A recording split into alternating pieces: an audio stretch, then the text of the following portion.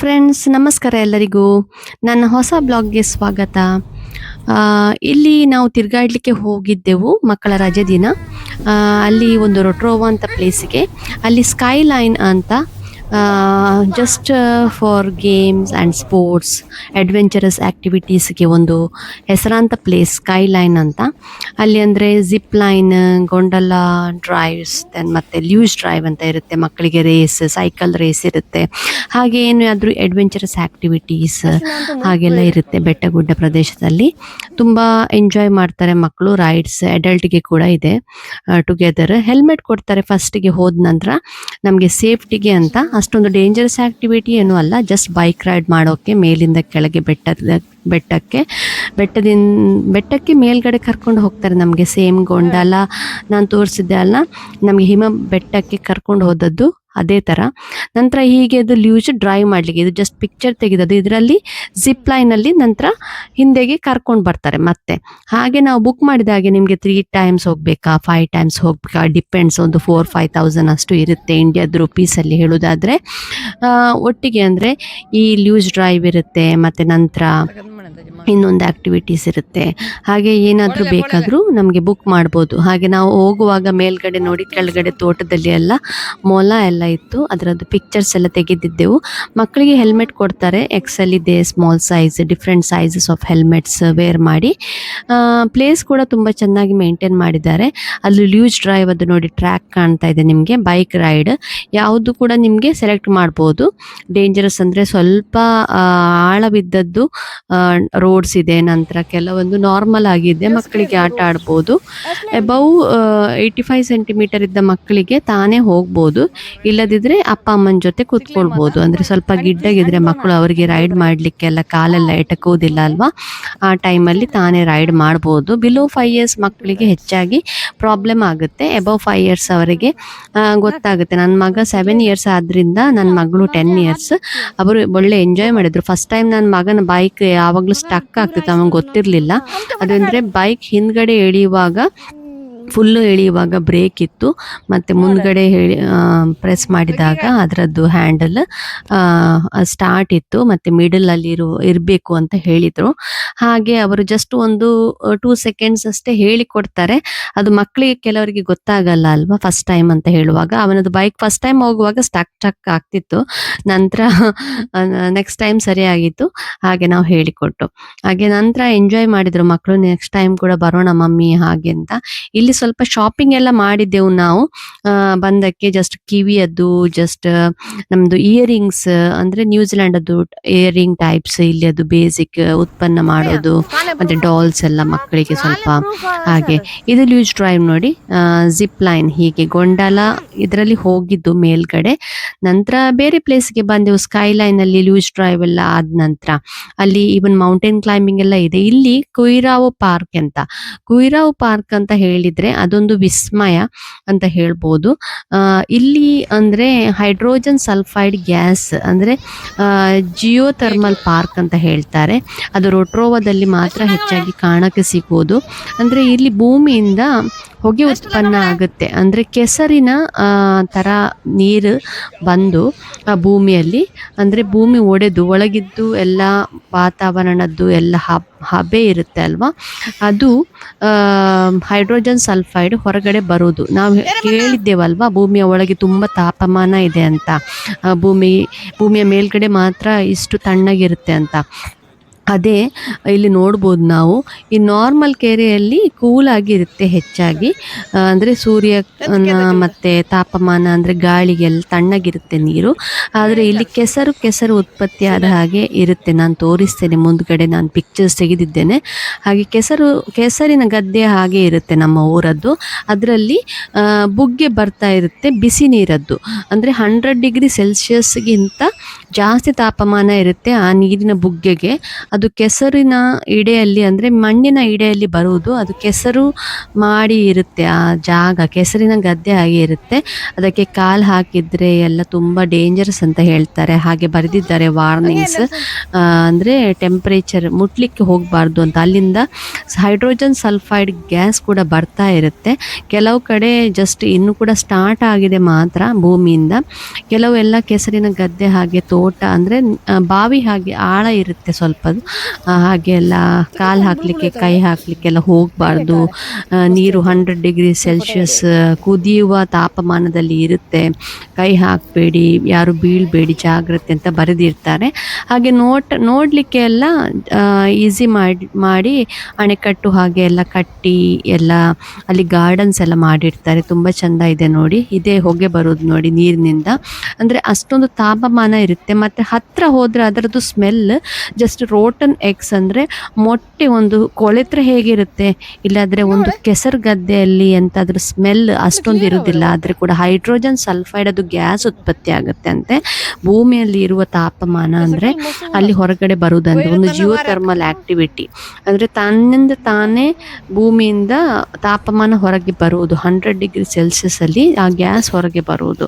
ಅದು ಏನು ಡೇಂಜರಸ್ ಅಲ್ಲ. ಇಲ್ಲಿಯವರು ಒಂದು ಮೌರೀಸ್ ಅದೊಂದು ನ್ಯಾಚುರಲ್ ಅಂದರೆ ನಮ್ಮ ಊರಲ್ಲಿ ನೋಡಿ ಈಗ ನೈಸರ್ಗಿಕ ದೇವರು ಕೊಟ್ಟದ್ದು ಅಂತ. ಹಾಗೆ ಅವರೊಂದು ಅಂದರೆ ನ್ಯಾಚುರಲ್ ಅಂತ ಮಾಡಿ ಅದಕ್ಕೆ ಒಂದು ಒಳ್ಳೆ ಮಾಡಿ ಪ್ಲೇಸ್ ಎಲ್ಲ ಕಟ್ಟಿದ್ದಾರೆ.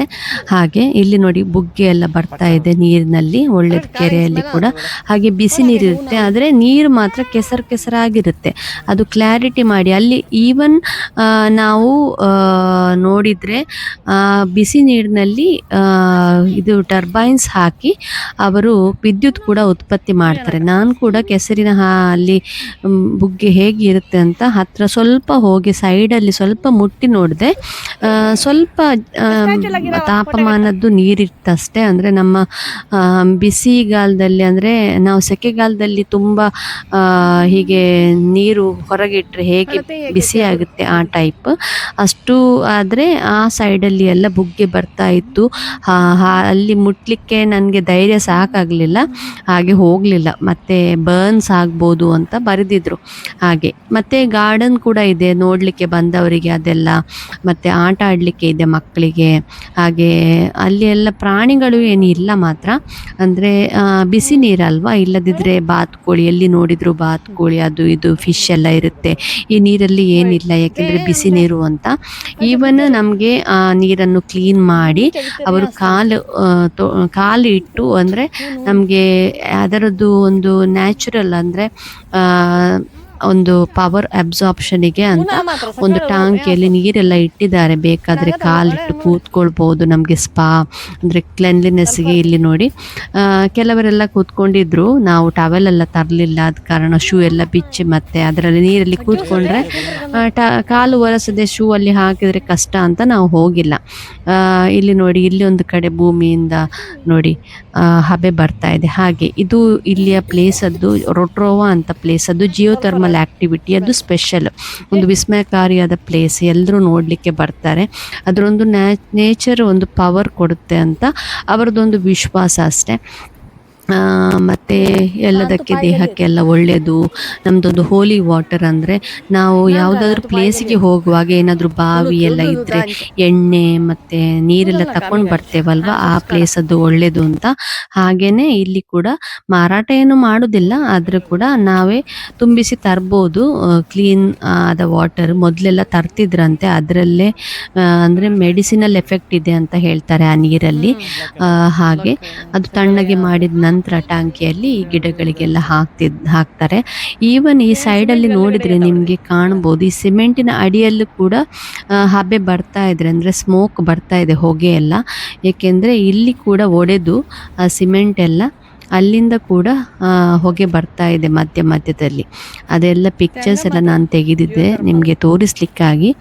ನಾವು ಹೋಗಿದ್ದೇವೆ ಆ ಪ್ಲೇಸಲ್ಲಿ. ಇದು ಫ್ರೀ ಪಾರ್ಕ್. ಇನ್ನು ಕೆಲವು ಪಾರ್ಕ್ ಎಲ್ಲ ತುಂಬ ಚೆನ್ನಾಗಿ ಮಾಡಿದ್ದಾರೆ, ಅಂದರೆ ಟೂರಿಸ್ಟ್ ಅಟ್ರಾಕ್ಷನ್ಗೆ. ಅಲ್ಲಿ ಪೇಮೆಂಟ್ ಪಾರ್ಕ್ ಕೂಡ ಇದೆ. ಅದರಲ್ಲಿ ಕೂಡ ಅಂದರೆ ಈ ಪ್ಲೇಸಲ್ಲಿ ಜಾಸ್ತಿ ಪ್ಲೇಸಸ್ಸಲ್ಲಿ, ಈ ರೊಟ್ರೋವಾದಲ್ಲಿ ಇಂಥದ್ದು ಪ್ಲೇಸ್ ಜಾಸ್ತಿ ಇದೆ. ಅಲ್ಲಿ ಎಲ್ಲ ಪಾರ್ಕ್ ಮಾಡಿ ಟೂರಿಸ್ಟಿಗೆ ಅಟ್ರಾಕ್ಷನ್ ಮಾಡಿದ್ದಾರೆ. ಈ ಪಾರ್ಕಿಗೆ ನಾವು ಫ್ರೀ ಪಾರ್ಕಿಗೆ ಮಾತ್ರ ಹೋದದ್ದು. ಇದು ಅಷ್ಟು ಚಂದ ಮಾಡಲಿಲ್ಲ. ಆದರೆ ಕೂಡ ಕಂಪೇರಿಂಗ್ ಟು ದಿಸ್ ಒನ್ ಬೇರೆ ಪ್ಲೇಸಸಲ್ಲಿ ತುಂಬ ಚೆನ್ನಾಗಿದೆ ಅಂತೆ ವಿಸಿಟರ್ಸಿಗೆ. ಆದರೆ ಕೂಡ ಹಣ ಕೊಟ್ಟು ಹೋಗಬೇಕು. ಅದಕ್ಕೆ 2-3 ಸಾವಿರ ನಾವು ಪೇಮೆಂಟ್ ಮಾಡಿ ಫ್ಯಾಮಿಲಿಗೂ ಹೋಗಬೇಕು. ಇಲ್ಲಿ ನೋಡಿ ಕೆಸರಿನ ಹಾಗೆಯೇ ಕೆಲವು ಕಡೆ ಸ್ವಲ್ಪ ಬ್ರೌನ್ ಕಲರ್ ಇರುತ್ತೆ, ಇದು ಸ್ವಲ್ಪ ಆ್ಯಶ್ ಕಲರ್ ಇದೆ, ಬೂದಿ ಕಲರ್. ಇಲ್ಲದಿದ್ದರೆ ಕೆಲವು ಕಡೆ ಕ್ಲಿಯರ್ ಇರುತ್ತೆ. ಪೂಲ್ ಟೆಂಪ್ರೇಚರ್ 100 ಡಿಗ್ರಿ ಅಂತ, do not climb the wall ಅಂತ ಹಾಕಿದ್ದಾರೆ, ಡು ನಾಟ್ ಟಚ್. ಇಲ್ಲದಿದ್ದರೆ ಇದಾಗ್ಬೋದು ಅಂತ, ಬರ್ನ್ ಆಗ್ಬೋದು ಅಂತ. ಏನಾದರೂ ಎಮರ್ಜೆನ್ಸಿ ಆದರೆ ಕಾಲ್ ಮಾಡಿ 111ಗೆ ಅಂತ ಹಾಕಿದ್ದಾರೆ ಎಲ್ಲ ಕಡೆ. ಅಂದರೆ ಮಕ್ಕಳು ಎಲ್ಲ ಮೊದಲೆಲ್ಲ ಕೆಲವರು ಅಂದರೆ ಕಿಡಿಗೇಡಿಗಳು ಹೋಗಿ ಟಚ್ ಮಾಡಿ ಬರ್ನ್ ಆಗಿದೆ ಕೆಸರು ಗದ್ದೆಯಲ್ಲಿ ಎಲ್ಲ, ಅಂದರೆ ಕೆಸರಿನ ಪೂಲಲ್ಲಿ ಎಲ್ಲ ಹಿಡಿದಿದ್ದಾರೆ. ಅಲ್ಲಿ ನಂತರ ಬರ್ನ್ಸ್ ಆಗಿದೆ, ಮೇಲ್ ಬರ್ಲಿಕ್ಕೆ ಆಗಿಲ್ಲ ಅಂತ ಹೇಳ್ತಿದ್ರು. ಆ ಸ್ಮೆಲ್ಲೆಲ್ಲ ನೋಡಿದರೆ ನಮಗೆ ಕೊಳೆತ ಮೊಟ್ಟೆ ವಾಸನೆನೇ. ಆದರೆ ನಾವು ಅಷ್ಟೊಂದು ಬ್ಯಾಡ್ ವಾಸನೆ ಅಂತ ಇಲ್ಲ, ಅವರು ಹೇಳ್ತಿದ್ರು ಹಾಗೆ ಅಂತ. ಹೈಡ್ರೋಜನ್ ಸಲ್ಫೈಡ್ ಅದನ್ನೇನು ಡೇಂಜರಸ್ ಏನೂ ಅಲ್ಲ. ನಾವೆಲ್ಲ ಸ್ಮೆಲ್ಲೆಲ್ಲ ನೋಡಿದ್ದೆವು ಅದ್ರದ್ದು ಹೇಗೆ ಅಂತ. ಆದರೆ ನೋಡಲಿಕ್ಕೆ ಒಂದು ತುಂಬ ವಿಸ್ಮಯಕಾರಿ, ತುಂಬ ಚೆಂದ ಇದೆ ಪ್ಲೇಸ್. ಆದರೆ ಇದು ಫ್ರೀಯಾಗಿ ಅವೈಲೇಬಲ್ ಇದೆ ನೋಡಲಿಕ್ಕೆ ಈ ಪಾರ್ಕ್. ಅದಕ್ಕೇನು ಹಣ ಕಟ್ಟಬೇಕು ಅಂತ ಅಲ್ಲ, ಎಷ್ಟು ಟೈಮ್ ಬೇಕಾದರೂ ನೀವು ಸ್ಪೆಂಡ್ ಮಾಡ್ಬೋದು, ಬಂದು ಕೂತ್ಕೊಳ್ಬೋದು. ಮಕ್ಕಳಿಗೆ ಕೂಡ ಆಟ ಆಡಲಿಕ್ಕೆ ಆಟದ ಪಾರ್ಕ್ ಇದೆ. ಇಲ್ಲಿ ಕೂಡ ನೋಡಿ ತುಂಬ ಜಿಯೋಥರ್ಮಲ್ ಆ್ಯಕ್ಟಿವಿಟಿ ಇತ್ತು. ಹಾಗೆ ಇಂಗ್ಲೀಷ್ ನಮ್ಮ ನ್ಯೂಜಿಲೆಂಡರ್ಸ್ ಕೂಡ ಬರ್ತಾರೆ, ಮಕ್ಕಳಿಗೆ ತೋರಿಸ್ತಾರೆ. ಆದರೆ ಕೂಡ ಎಲ್ಲ ಪ್ಲೇಸಲ್ಲಿ ಕೇರ್ಫುಲ್ ಅಂತ ಹಾಕಿದ್ದಾರೆ ನೋಡಿ. ಒಂದು ಅಜ್ಜಿ ತೋರಿಸ್ತಾ ಇದೆ ಮಗುವಿಗೆ. ಹಾಗೆ ಎಲ್ಲ ಪ್ಲೇಸಲ್ಲಿ ಹಾಕಿದ್ದಾರೆ. ನಾನು ಕೂಡ ಹತ್ತಿರ ಹೋಗಿ ನೋಡಿ ಫೋಟೋ ಎಲ್ಲ ತೆಗಿಲಿಕ್ಕೆ ಟ್ರೈ ಮಾಡಿದೆ, ಆದರೆ ಹೊಗೆಯಿಂದ ಕೆಲವು ಕಡೆ ಕಾಣ್ತಾ ಇಲ್ಲ. ಅಲ್ಲಿ ನೋಡಿ ತುಂಬ ಬಾಯ್ಲ್ ಆಗ್ತಾ ಇದೆ ನೀರು, 100 ಡಿಗ್ರಿಯಲ್ಲಿ ಕುದೀತಾ ಇದೆ. ಅದೊಂದು ನ್ಯಾಚುರಲ್ ಆ್ಯಕ್ಟಿವಿಟಿ, ಅದರಲ್ಲಿ ವಿದ್ಯುತ್ ಉತ್ಪನ್ನ ಮಾಡ್ತಾರೆ ಇಲ್ಲಿ ಹಾಗೆ. ಆದರೆ ಕೂಡ ಒಂದು ಸೇಲ್ ಅದು ಇದು ಅಂತ ಇಲ್ಲ, ಅಂದರೆ ಏನಾದರೂ ಸೇಲ್ ಮಾಡೋದು ಹಾಗೆ ಅಂತ ಇಲ್ಲ. ಮೊದಲೆಲ್ಲ ಗಾಯಕ್ಕೆಲ್ಲ ಹಚ್ಚಲಿಕ್ಕೆ ಅಲ್ಲಿಂದ ನೀರೆಲ್ಲ ತಗೊಂಡು ಹೋಗ್ತಿದ್ರಂತೆ. ಆದರೆ ಈಗ ಅವರು ತಗೊಂಡು ಹೋಗಲಿಕ್ಕೆ ಇಲ್ಲ. ಆದರೆ ಕೂಡ ಕೆಲವರು ಅಲ್ಲಿ ಟ್ಯಾಂಕಿಯಲ್ಲಿ ಕೂಲ್ ಮಾಡಿಟ್ಟ ನೀರಿದೆಯಲ್ಲ, ಆ ನೀರನ್ನು ಕೆಲವರು ತುಂಬಿಸಿಕೊಂಡು ಹೋಗ್ತಿದ್ದಾರೆ. ಅಂದರೆ ಏನಾದರೂ ನಂಬಿಕೆ ಇರುವವರು. ನೋಡಿ ಎಷ್ಟು ಚೆಂದ ಇದೆ. ಹಾಗೆ ಕೆಲವೊಂದು ನಾನು ಎಡಿಟ್ ಮಾಡಿದ್ದು ಪಿಕ್ಚರ್ಸ್ ನೋಡಿ, ಅದು ಕೂಡ ತುಂಬ ಚೆಂದ ಇದೆ. ಇನ್ನೊಂದು ಕ್ಲಾರಿಟಿ ಆಗಿ ಎಡಿಟ್ ಮಾಡಿದ್ದೇನೆ. ಹಾಗೆ ನಾವು ಕ್ಯಾಮರಾ ವಿಡಿಯೋ ಎಲ್ಲ ತೆಗೆದದ್ದಷ್ಟೇ ಜಾಸ್ತಿ. ನಂತರ ಅದೇ ತುಂಬ ಚೆಂದ ಇದೆ ಪ್ಲೇಸ್. ನೀವು ಕೂಡ ವಿಸಿಟ್ ಮಾಡಿ ನ್ಯೂಜಿಲ್ಯಾಂಡಿಗೆ ಬನ್ನಿ, ಇಲ್ಲಿ ಕೂಡ ನೋಡ್ಬೋದು, ಟ್ರೈ ಮಾಡಿ. Thank you so much. Thank you.